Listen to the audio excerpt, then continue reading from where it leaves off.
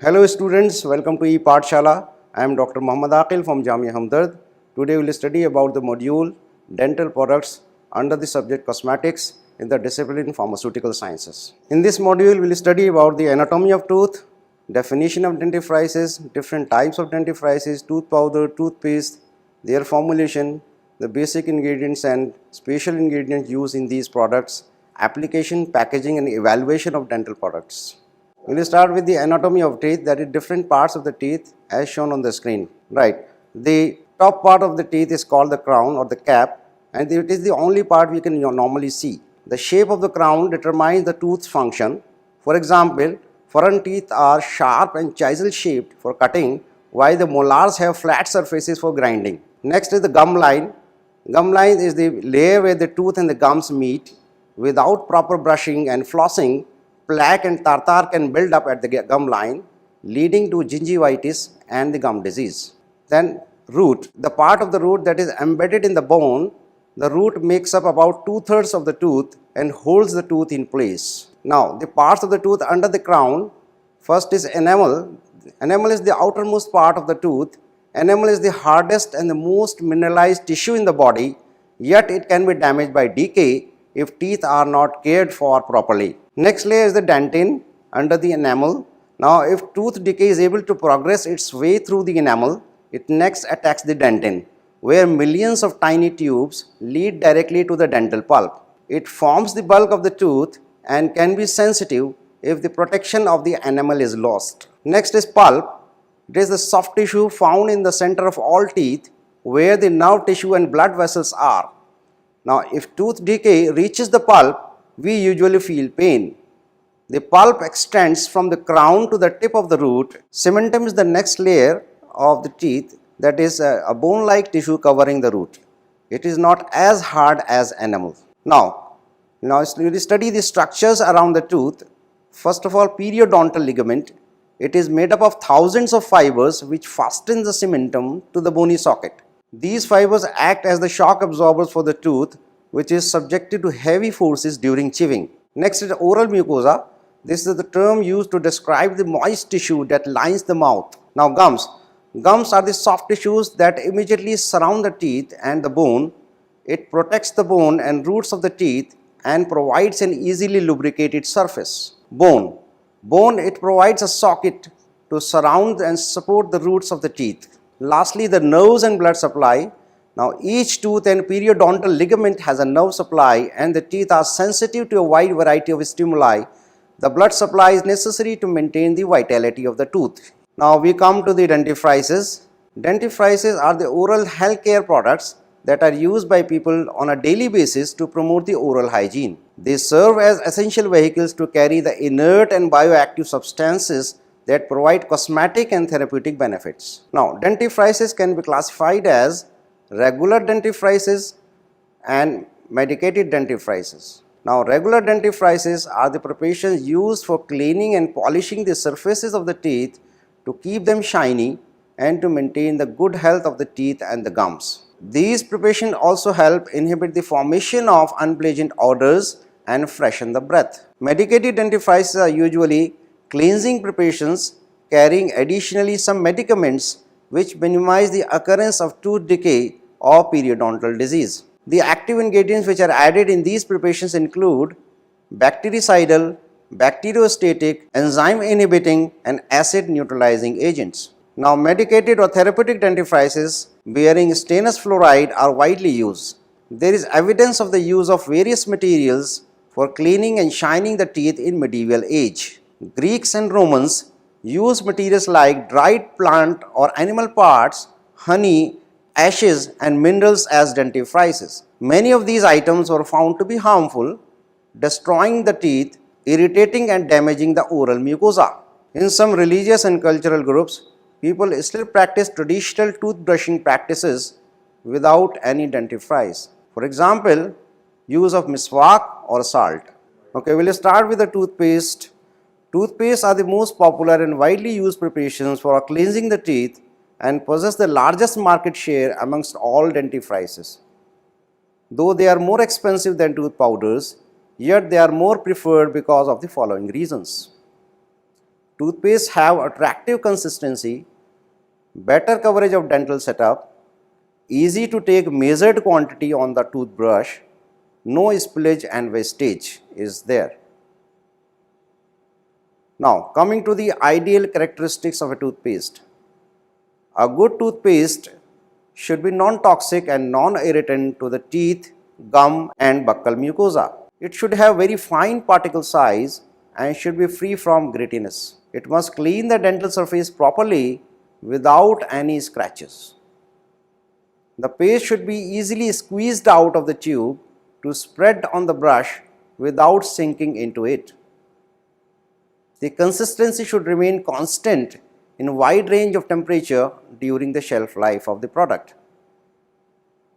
The paste should not dry quickly, and lastly, it should not interact with the container parts. Coming to the formulation of toothpaste, the ingredients which are used in a toothpaste include the basic ingredients and the special ingredients. The basic ingredients include abrasives, detergents, humectants, binding agents, sweetening agents, flavors and preservatives.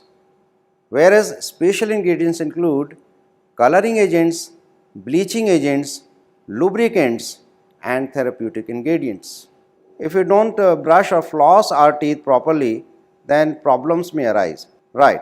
For example, a film of bacteria or biomass may occur at the gum line, which happens due to the action of the bacteria on the tooth. Now, dental plaque is reversible, and if we use a medicated toothpaste, the problems may be solved. Dental plaque, when it becomes hardened, when the film becomes hardened, it becomes difficult to remove with the regular toothbrushing practices, and it appears as the brownish or yellowish deposit or black spots between the teeth and on the gums, which are difficult to remove with the normal toothbrushing practices, and one has to go to the dentist clinic to get them cleaned with the dental equipments. Lastly, the periodontal disease. If we don't check or treat tartar or calculus in time, it may convert into the periodontal disease, in which the structures around the teeth get damaged and we see the swollen gums, and bleeding can also happen. The teeth may become loosened and the teeth may be lost. Now, we'll study the basic ingredients first. Abrasives. Abrasive is the main constituent of all the dentifrices. An abrasive is a powder material hard enough to remove the stains without any damage to the tooth structures. Abrasives are usually water insoluble, should not have unpleasant taste, odor and should be non-toxic. The main function of the abrasives is to remove the food particles lodged in the teeth. They also help remove some stains from the teeth.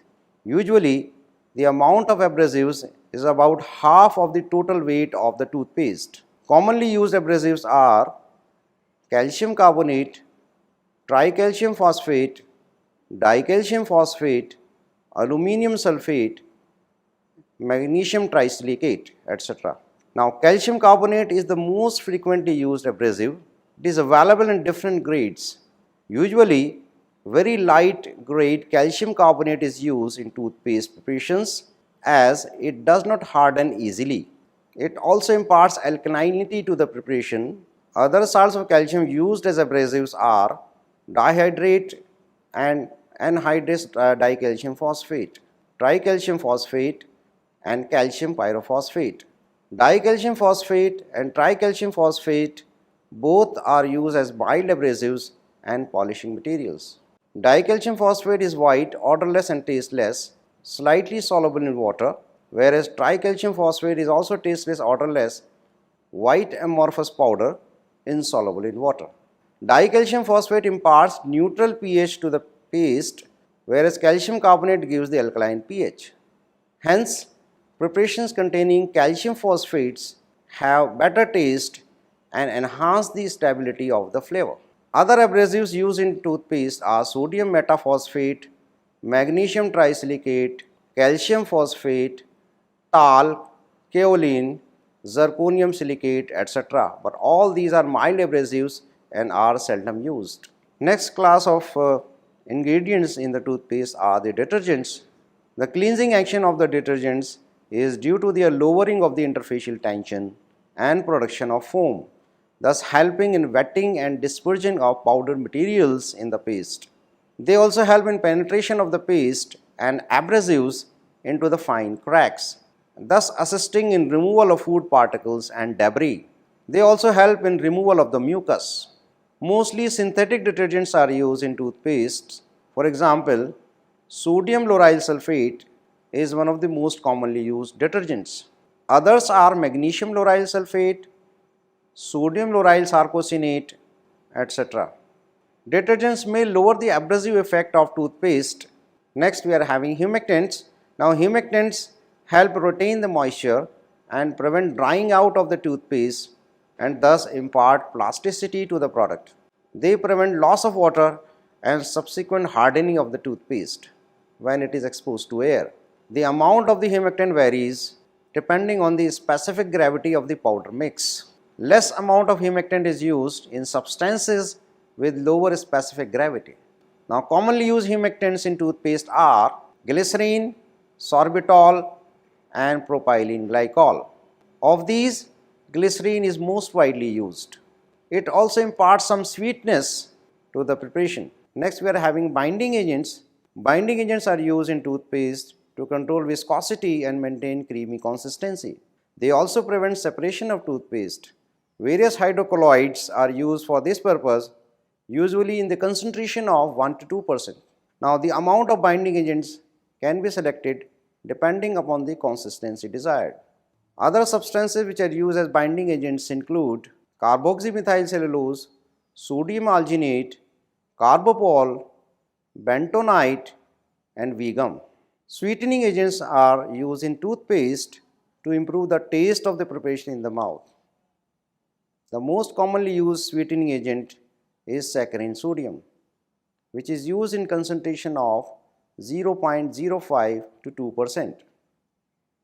The exact amount of the sweetening agents is determined by the quantity and sweetness of the other ingredients like glycerin, which also imparts some sweetness.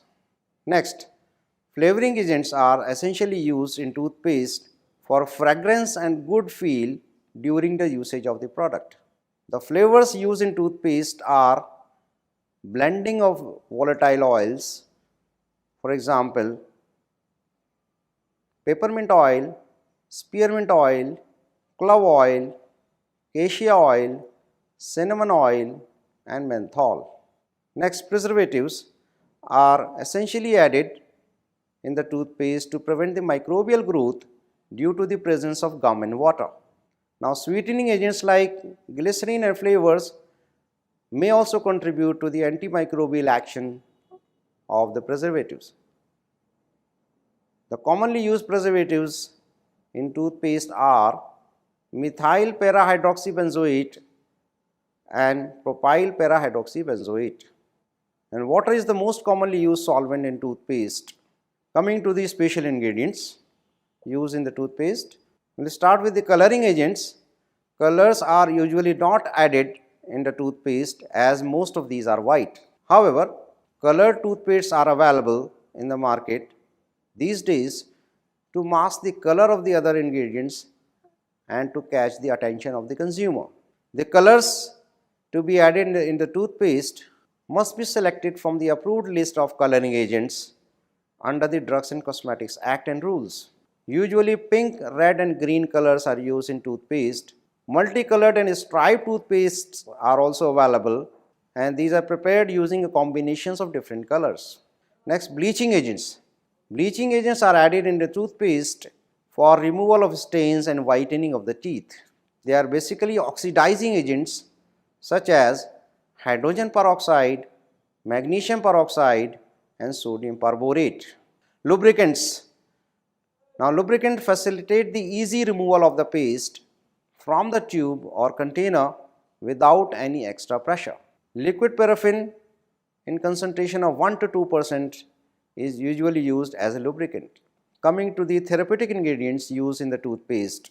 The bioactive ingredients which are used in toothpaste are added in the toothpaste as desired for specific functions.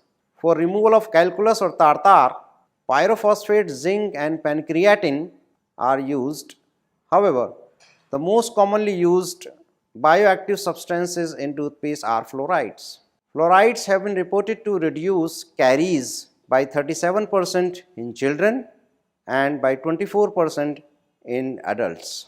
The most important anti-caries effect of the fluorides is due to the formation of calcium fluoride in the plaque and on the enamel surface during and after rinsing or brushing with the fluoride. Brushing with fluoride toothpaste may be recommended twice daily. Now, fluorides such as stannous fluoride, amine fluoride, sodium fluoride and sodium monofluorophosphate have been widely used in the medicated toothpaste to prevent the tooth decay. Other anti-caries agents used in toothpaste are xylitol and sodium carbonate. Strontium chloride is added in toothpaste for treatment of hypersensitivity. Sodium lauryl sarcosinate is used in toothpaste for anti-enzyme, bacteriostatic and anti-cariogenic activities. Alkalis and urea are added to neutralize acid in saliva and to prevent decomposition of carbohydrates and formation of acid. Examples of anti-plaque agents used in toothpaste are sodium lauryl sulfate, triclosan, metal ions like stannous and zinc, essential oils and chlorhexidine. Zinc and chlorophyll have been used as anti-halitosis agents, that is to prevent the bad odor in the mouth. The table on the screen shows a general formula of toothpaste.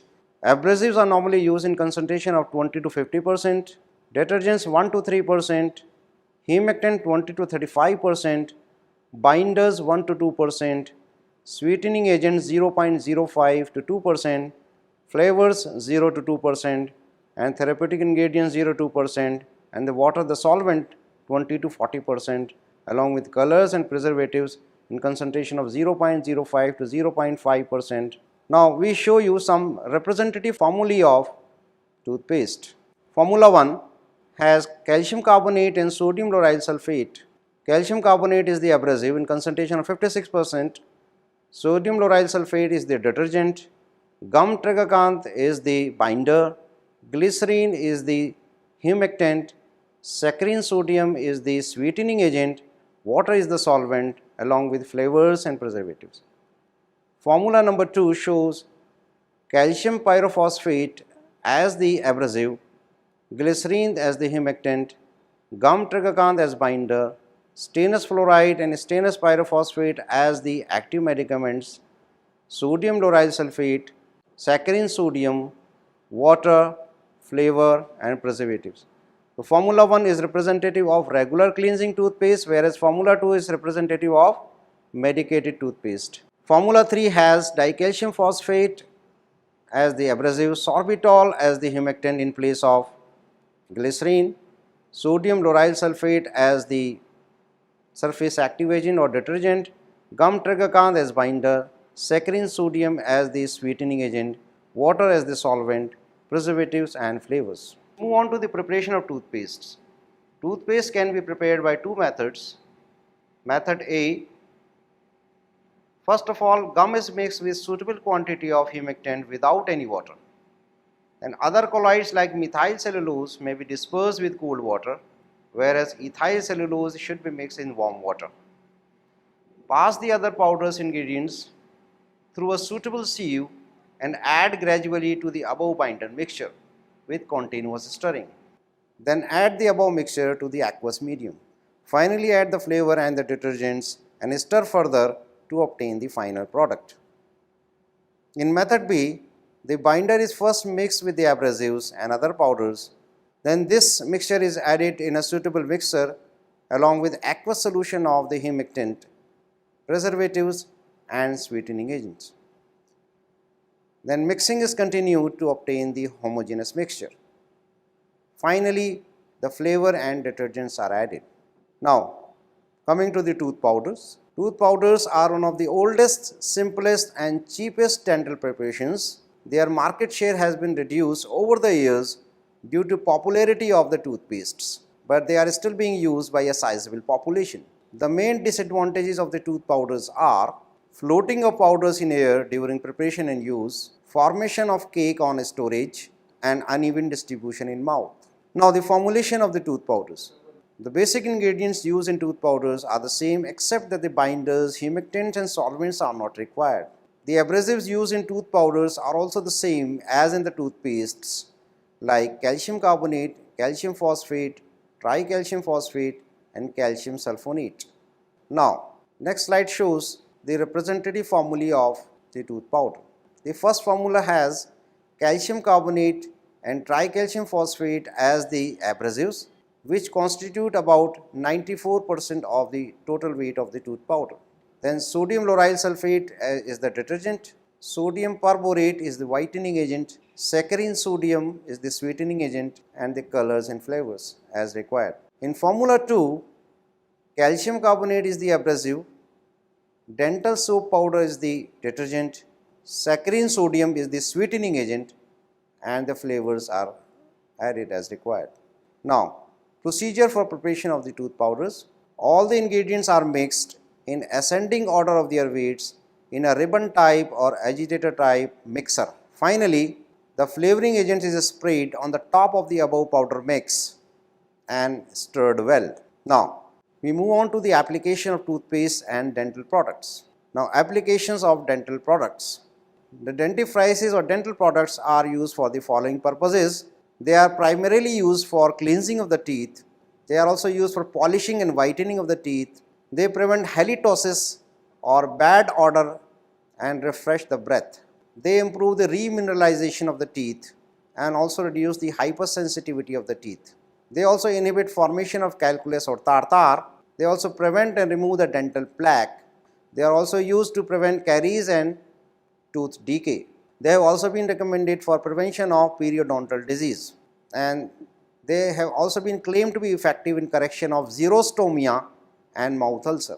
Next, we come to the safety of the dentifrices. While dentifrices have been considered to be safe over the years, there have been concerns due to use of dental fluorosis on fluoride ingestion, especially in children under the age of 6 years. Hence, precautions need to be taken to prevent overdose.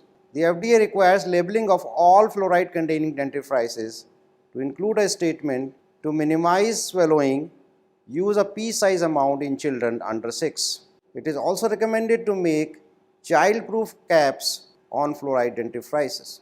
Alternatively, metered dentifrices delivery systems can be presented for children.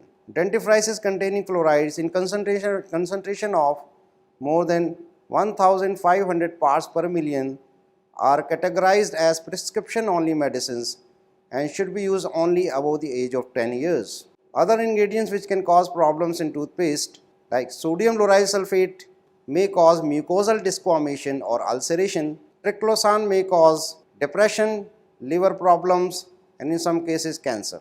Essential oils, flavors, cinnamaldehyde, carvone, and other antimicrobial agents can cause irritation or allergic reactions in the mouth, lips, as contactilitis and circumoral dermatitis. Occasionally, allergic rhinitis or asthma may occur. Now, coming to the packaging of dental care products. Usually, toothpastes are commonly packed in collapsible tubes. The toothpaste tube has 3 main layers: an inner layer of polyethylene plastic, a metallic foil layer to prevent flavor loss, and an outer layer of thermoplastic material that can be printed on. The disc or shoulder near the cap of the tube is also made from polyethylene. The cap is made from polypropylene plastic and can be designed also to be flipped open, not only just unscrewed. Now, coming to the evaluation of dental care products. The dental preparations are evaluated for their quality by analyzing the following parameters. First is the abrasiveness. Abrasiveness can be tested by rubbing the toothpaste or powders on extracted dental set and then observing the abrasive action visually or mechanically. Next, particle size. Particle size can be estimated microscopically or by sieving. The particle size of the product should be in good order to provide good abrasiveness without any grative feel and to minimize the damage to the gums. Consistency. The viscosity of the paste and rheology of the powders should be optimum to ensure a smooth flow of the product from the container. Cleansing action. Cleansing action of the dentifrice can be assessed by brushing the teeth for 2 weeks with a toothpaste or powder and then examining the appearance of the teeth before and after use by comparing the photographs.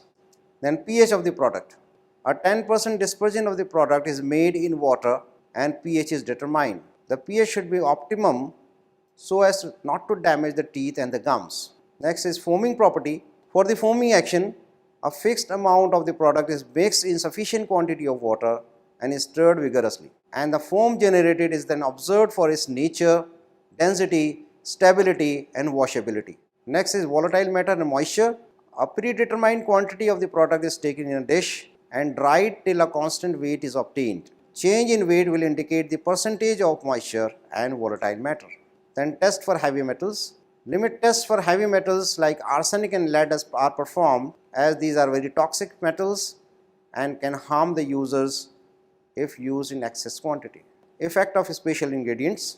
Specific tests may be performed by evaluation of specific ingredients in dental products like anti-enzyme action of sodium lauryl sarcosinate and anti-karyogenic action of fluorides. In the end, we summarize the whole module of dental products.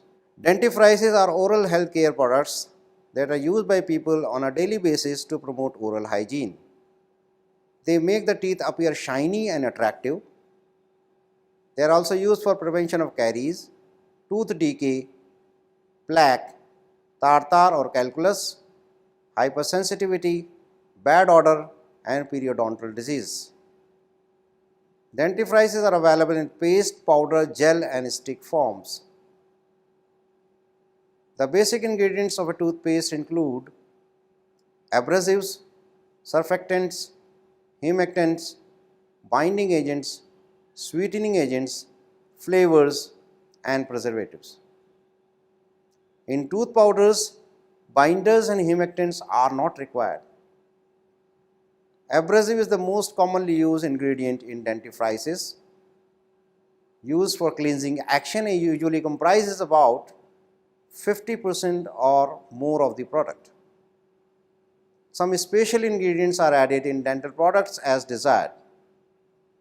These include coloring agents, bleaching agents, lubricants and therapeutic ingredients like stannous fluoride, amine fluoride and sodium fluoride. Xylitol and sodium carbonate are used to prevent tooth decay. For removal of calculus or tartar, pyrophosphates, zinc and pancreatin are added. Dimethicones, hydrogen peroxide and papain have been used as whitening agents. Strontium chloride is added in the toothpaste for treatment of hypersensitivity. The anti-plaque agents used in toothpaste are sodium lauryl sulfate, triclosan, metal ions, essential oils and chlorhexidine. Zinc and chlorophyll have been used to prevent bad odor in the mouth. The dental preparations can be evaluated for their quality by analyzing characteristics like abrasiveness, particle size, consistency, cleansing action, pH, foaming action, volatile matter and moisture content, limit test for heavy metals and effect of special ingredients. Lastly, the dentifrices should be used with caution by children under 6 years of age, as they have been reported to cause dental fluorosis. Thank you.